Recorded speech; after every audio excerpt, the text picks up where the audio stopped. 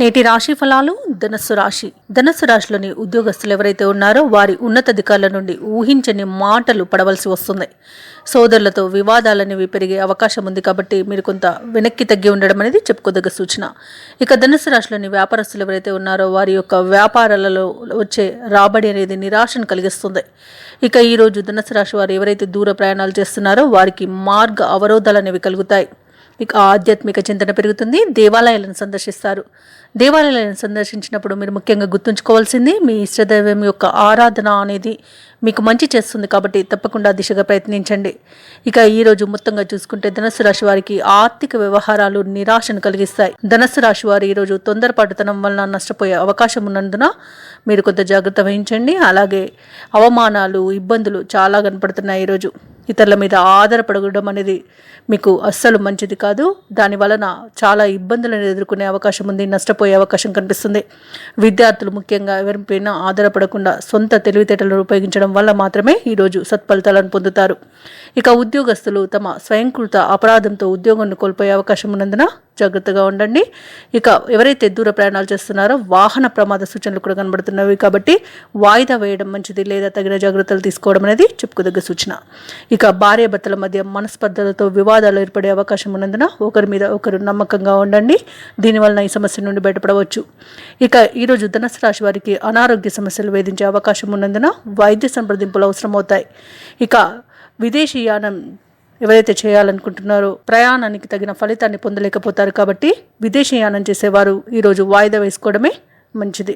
ఇక వ్యాపారస్తులకు వ్యాపారాలలో నష్టాలు కనబడుతున్నవి. అలాగే వ్యాపారస్తులు ఎవరైతే నూతన పెట్టుబడులు పెట్టాలనుకుంటున్నారో వారు ఈరోజు వాయిదా వేయడం మంచిది. ఎవరైతే వ్యాపారస్తులు నూతన వ్యాపారాన్ని ప్రారంభించాలనుకుంటున్నారో వారు ఈరోజు ప్రారంభించకుండా ఉండడమే మేలు. భాగస్వామ్య వ్యాపారంలో కూడా నష్టాలను ఎదుర్కొనే అవకాశం అయితే కనిపిస్తుంది.